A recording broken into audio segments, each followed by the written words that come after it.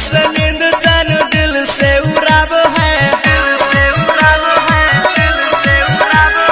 अखिया से नींद चैन दिल से उड़ाब है। पवनवा के भेंट सपनवा में आब है, कातिल नयन पे दीवाना बनाब है। पवनवा के भेंट सपनवा में आब है, अखिया से नींद चैन दिल से उड़ाब है। पवनवा के भेंट सपनवा में आब है।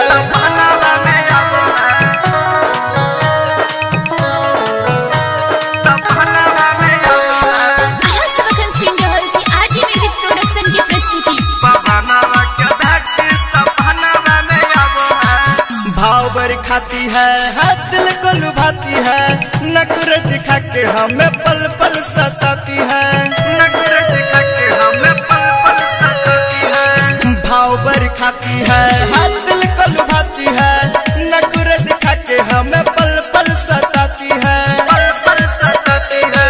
हंसी मुस्का के करे जाकू काबो है,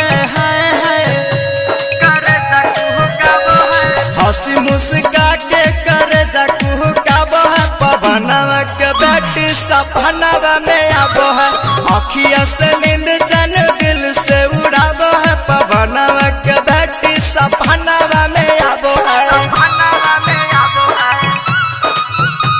पवनवा के भेंट सपनवा में आबो है। Presented by RJ Music Production, Janakpur Dham Nepal.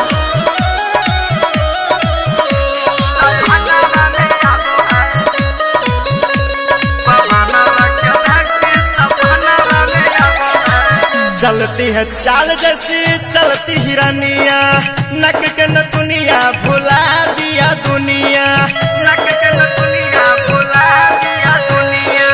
चलती है चाल जैसे चलती हिरनिया, नक के नथुनिया भुला दिए दुनिया, दिए दुनिया। अर्ज रोशन रखिया के तर पाबो है, रोशन रखिया के तर पाबो है।